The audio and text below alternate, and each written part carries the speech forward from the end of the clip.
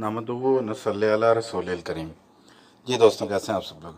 दोस्तों, हज़ूर पाक सल्लल्लाहु अलैहि वसल्लम ने हदीस पाक में बयान फरमाया, मफ़हूम है हदीस पाक का, कि जब लोग जहन्नम में और दोज़ख में चले जाएंगे तो फिर जिन लोगों के दिलों में, जहन्नम वालों के में से किसी के दिल में राई के दाने के बराबर भी ईमान होगा तो उसको निकाल लिया जाएगा और उसके बाद फिर अहया के या फिर हयात के चश्मे में, यहाँ पे रावी में थोड़ा भूल गए हैं तो इसलिए दोनों चीज़ें लिखी जाती हैं, हया भी और हयात का चश्मा है, नहर।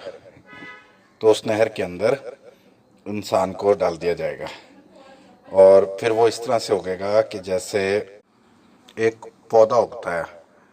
और तो दोस्तों, ये हम इस पर बात करेंगे कि ये जो नहर है अहया की या हयात की, ये क्या है। अब अगर हम अहया में इसका मतलब लें तो इसका मतलब है कि उसको दोबारा ज़िंदगी दी जाएगी। तो वो स्याह हो चुका होगा। हदीस पाक में मफ़हूम है इसी हदीस में कि वो स्याह और बहुत ज़्यादा जल के काला हो चुका होगा, तो उसको फिर इस चश्मे में डाला जाएगा तो फिर वो दोबारा उगेगा, दोबारा उसको हयात मिलेगी, अहया मिलेगी। तो अहया मिली तो वो दोबारा ज़िंदा हो गया। और अगर हयात मिली तो ये अगर इसके अंदर, इस हदीस के अंदर हयात है तो उसके लिए हम कुछ अर्ज़ करेंगे। तो उस बात से पहले दोस्तों, मैं ये बता दूं कि मैं कोई मुहद्दिस नहीं हूँ, बस जो वाक़यात हैं वही आपसे बयान कर रहा हूँ। तो मेरा अपना कोई व्यू नहीं है इसके अंदर। तो हयात तो के लिए तो एक दफ़ा दोबारा ज़िंदा होकर और वक़्त गुजारना है दुनिया के अंदर, तो ये है हयात। अब इस हदीस के अंदर ये भी नहीं कहा गया कि उसको फौरी तौर पर निकाल कर जहन्नम से तो जन्नत में डाल दिया जाएगा। तो उसकी एक वजह है दोस्तों कि दुनिया बनने से पहले तमाम मखलूक़ात से अल्लाह पाक ने पूछा कि ये कुरान है, मेरा कलाम है। तो सिर्फ़ कुरान नहीं, यानी कि जो भी कलाम अल्लाह पाक ने नाज़िल किया है दुनिया में अब तक, दुनिया बनने के बाद से लेके अब तक, तो इसको तुम लोग कौन उठाएगा। तो पहाड़ जो थे वो तो रेज़ा रेज़ा हो गए कि भाई नहीं, खशियत में आ गए। रेज़ा रेज़ा का मतलब कि वो खशियत में आए और उन्होंने एक तरह से इनकार कर दिया कि अगर इसका बोझ हमारे ऊपर पड़ा तो हम तो नहीं उठा पाएंगे। पहाड़ एक ताकतवर चीज़ है लेकिन वो नहीं उठा सका। और बाकी मखलूक़ात, समंदर या कोई भी उसका बोझ नहीं उठा सके। तो और फरिश्ते भी उसका बोझ नहीं उठा सके कि उन्होंने भी कोई अब इस के बदले में मिलना क्या था। तो अल्लाह पाक ने बनाई जन्नत और जहन्नम।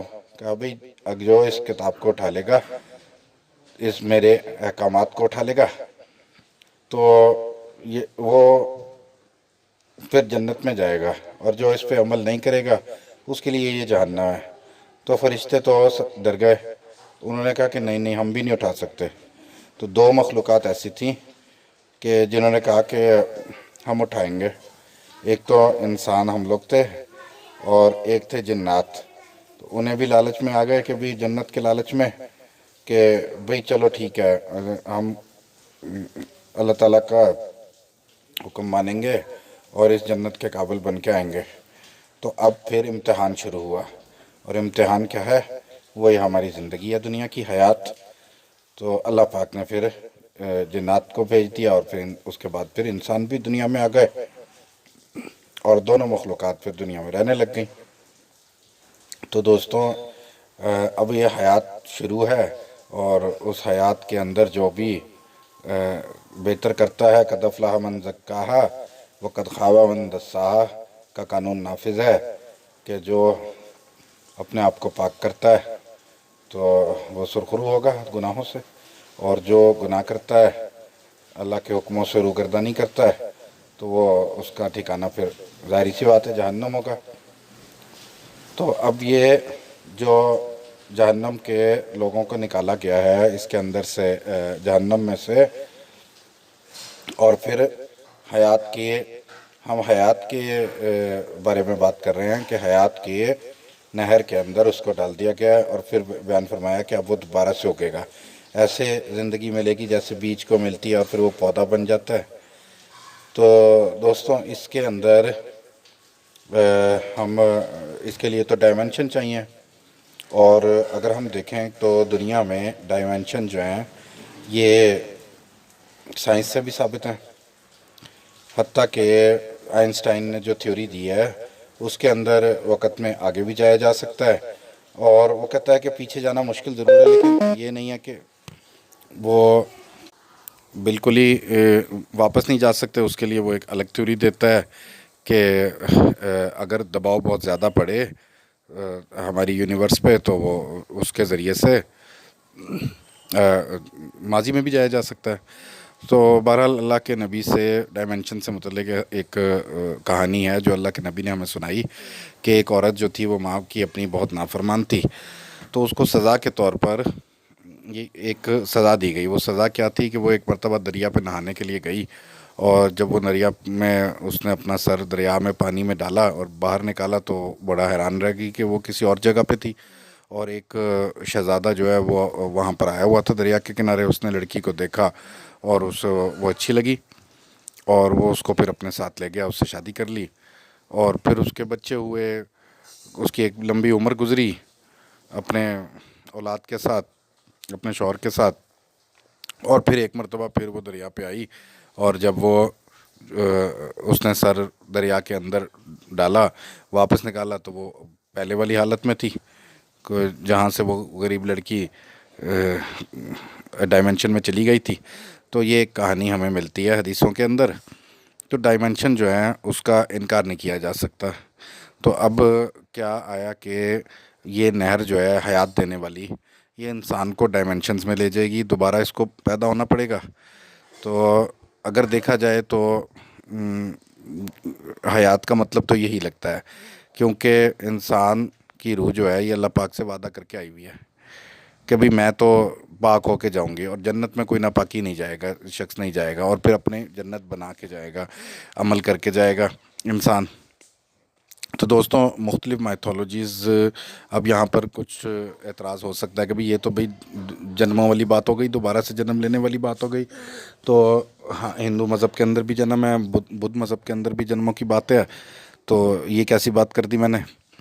تو دوستوں میں نے عرض کی تھی کہ میں صرف وہ چیزیں عرض کر رہا ہوں کہ جو میتھولوجیز موجود ہیں اس کے متعلق، تو بس ان کو بیان کرنا ہے، عرض کرنا ہے ان کو۔ تو جو ہندو میتھولوجی ہے جنموں والی، وہ تو مسلمانوں سے بالکل مختلف ہے۔ وہ مسلمانوں میں تو بس 2 جنم کا تصور ہے کہ بھئی دنیا میں آئے اور اس کے بعد پھر آخرت شروع ہوئی، اور اس کے اندر پھر قیامت کا میدان، اور قیامت کے میدان کے بعد پھر فیصلہ ہو جائے گا کہ کہاں رہنا ہے ہمیشہ ہمیشہ ان لوگوں نے۔ اور جبکہ ہندو میتھولوجی جو ہے اس کے اندر تو جنم دوبارہ لے کر تو کسی بھی چیز میں، جانور میں، پودے میں، اس میں انسان آ جاتا ہے، اور پھر یہ کہ جب تک کہ وہ بالکل پاک نہیں ہو جاتا، بالکل ہی اس کے قابل نہیں ہو جاتا، تو اس وقت تک آخرت کے قابل نہیں ہو جاتا۔ آخرت سے مراد مسلمانوں والی آخرت نہیں ہے، بلکہ ان کے ہاں یہ میتھولوجی ہے کہ وہ وشنو کے اندر سما جاتے ہیں، وہ مکت ہو جاتے ہیں۔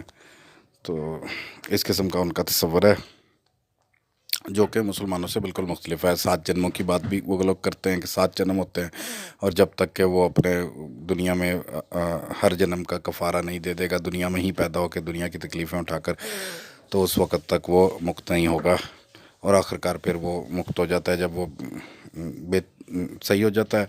یہ اس قسم کا تصور ہے۔ جبکہ بدھ مذہب کے اندر یہ ہے کہ وہ پودوں کے اندر روحیں کہیں پہ بھی نہیں جاتی دنیا سے نکل کے، اور وہ پودوں کے اندر اور جانوروں کے اندر وہ آ جاتی ہیں۔ وہ ایک جیسے سے تقریباً ایک ہی علاقے کے مذہب ہیں دونوں۔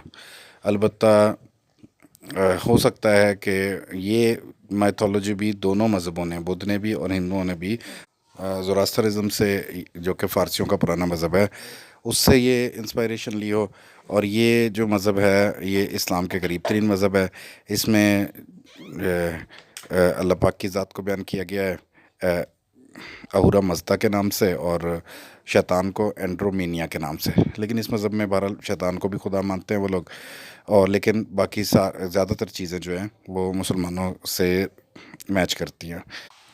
جیسے کہ زراسٹ نبی جو ہیں ان کے پاس ایک فرشتے کا آنا اور اس کے بعد پھر آخرت کا تصور.